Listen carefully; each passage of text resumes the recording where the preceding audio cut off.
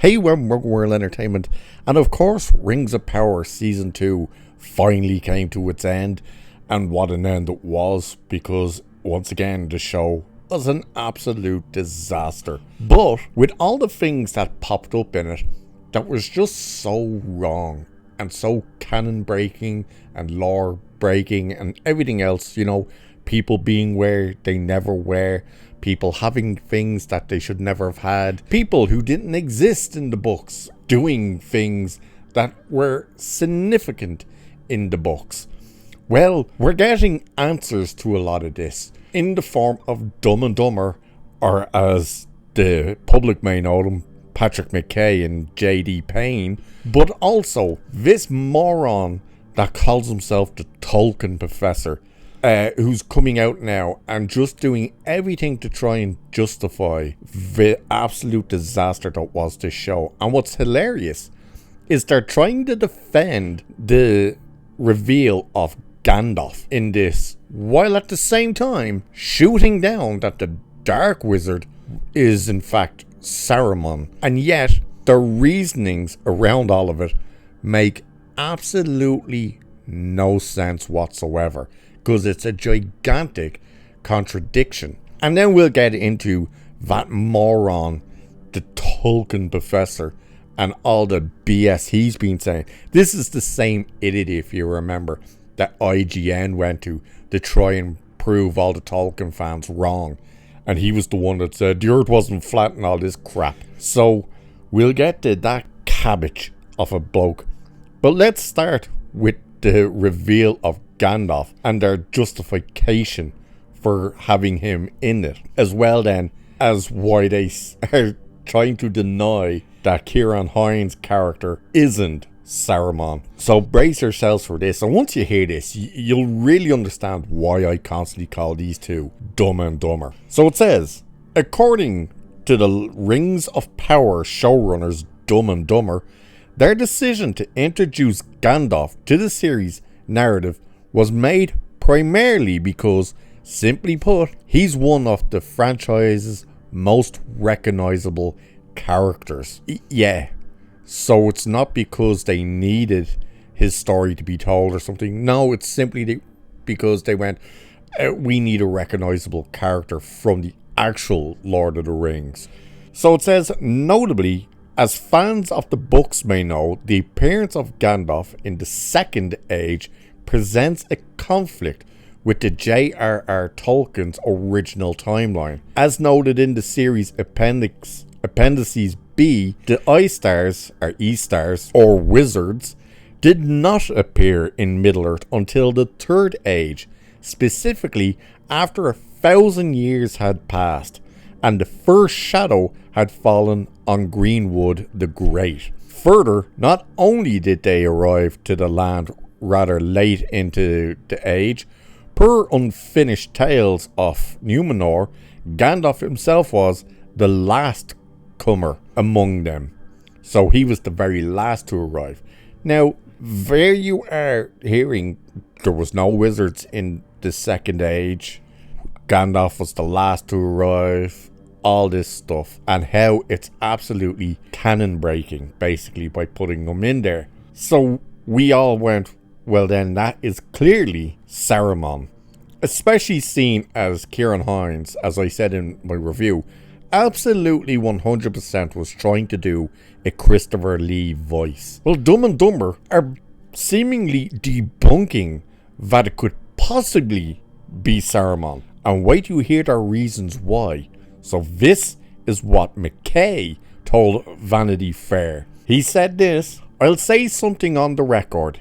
Given the history of Middle-earth, it would be highly, highly, highly improbable that this could be Saruman. Payne chimed in and said, if not impossible. Okay? McKay elaborated in a separate interview with The Hollywood Reporter, saying, we know that in the history of Middle-earth, some wizards become corrupted, so there is precedent for this, but that doesn't mean it's the same guy. As you say, it wouldn't actually make sense for it to be Saruman. So they are literally going, well, they're not in the books in this age, so it would make absolutely no sense that would be Saruman. It would be improbable for him to be there, and it would be impossible for him to be there. Let's just jump back to this to say why Gandalf is in the show. Showrunners defend Gandalf's reveal. If there's any way we can justify him being around, it's just too tempting to not go there. So one doesn't make sense. It's improbable. It's impossible. It's just ridiculous to even say that could be Saruman. Why did you put Gandalf in? Oh, it was just too tempting. Wow. And then you get to the whole fact that it's canon breaking. Not just to mention as well, with the whole canon breaking, as you've probably noticed on the thumbnail for this, we do of course have Gandalf being pretty much the Luke Skywalker of this show, with Tom Bombadil being the Yoda of the bloody piece, seemingly training him to be the Jedi, you know, in this case, wizard. That is just ridiculous and stupid and never happened. But what about how much all this is ruining canon? Well, don't worry, people. Don't worry. Relax. Sit down. Relax. Take it easy. Yeah, the so-called Tolkien professor Corey Olsen makes absurd claim that there's no such thing really as canon in Tolkien, in an attempt to defend Rings of Power. Yeah, let's jump in to see what this window-licking fool has to say, shall we? So Corey Olsen, who has dubbed himself the Tolkien professor, recently made an absurd claim that there's no such thing really as canon in Tolkien, while defending the Rings of Power. In a clip uploaded to the Lord of the Rings on Prime's official account on X, Olsen states, first thing to specify is that there's no such thing really as canon in Tolkien. Tolkien's ideas were very evolving. Good Christ. Ironically, he then cites the text of the Lord of the Rings. In the text of the Lord of the Rings, we are told that Gandalf, with the other wizards, arrived at around year 1000 of the Third Age, and in his later years, he was playing with the of maybe Gandalf coming sooner, maybe some of the wizards coming in the Second Age, and taking part in the wars of the Rings of Power. Good Christ, talk about cope. This is ridiculous. I love when these morons... Tolkien wrote his work down. The story he intended to tell you, he wrote down. And you can pick it up and read it. With your own eyes, you can see what his story was, what he intended to tell you. And these idiots are coming around going, no. What he actually meant was, are you serious? Like, come on.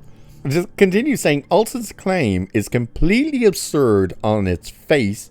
He makes it even more absurd by immediately citing the canon. So his whole thing is there's no canon, and then cites canon to defend no canon. You seriously...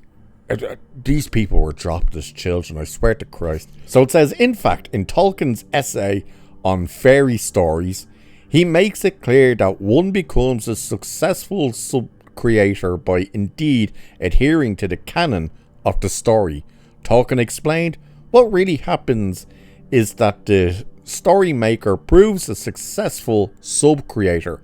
He makes a secondary world which your mind can enter. Inside it, that he relates is true. It accords with the laws of that world. You therefore believe it while you are, as it were, inside. Everything that I just read there is what I had just said a minute ago about the whole thing of what the writer puts in the book is exactly what they intended for you to read and see. Doesn't matter if later on, if the writers are still alive, they turn around and say, you know what, I do regret that one thing or that thing. It's not the case of, oh, I absolutely intended for him to actually come sooner, because you had all the other stories that you could have easily maneuvered into to say Gandalf actually arrived at this stage and whatnot. Tolkien never did that.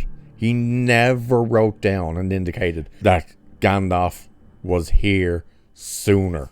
And he definitely didn't write that he was basically a walking around moron with a bunch of Harfoots wandering the desert and then getting trained like a Jedi by Master Yoda / Tom Bombadil. Come on. And again, the irony of this dipshit trying to defend his argument of there's no canon in Tolkien by referring to canon in Tolkien. Like, oh my Christ. And then he's doing that while Dumb and Dumber are going, we could not put Gandalf in there. Like, it's too tempting. He's too well known. We need him in there. So that's Saruman then. Oh Jesus, no, that'd make no sense. It would be strange for him to be there. Have you not seen canon? These fools are exactly that, fools. And the fact that you can see online now, go to Twitter and look, and you can see them, all these articles talking about, oh, it's only a matter of time before season 3 gets renewed. Think about that. There's not it's absolutely renewed. They were saying we were guaranteed 5 seasons, and now they're talking about, oh, it's only a matter of time before it gets renewed. So it hasn't been renewed. So Amazon are actually looking at this and they're probably thinking, is it worth investing more money into this? I don't know what's going to happen. We're going to have to wait and see. But these clowns, holy shit, they are exactly that. Clowns. Good Christ. We're going to destroy canon, but we're not going to use that character because it makes no sense to canon, while this guy who claims to be the Tolkien professor says there's no such thing as canon while citing canon to disprove canon. You can't make this shit up. My good Christ, there's not a pane of glass I don't think these idiots know what it doesn't taste like. Wow. So, with that, I shall leave it there for this one. So like, share, subscribe, all that good stuff. Cheers, and I will catch you in the next one.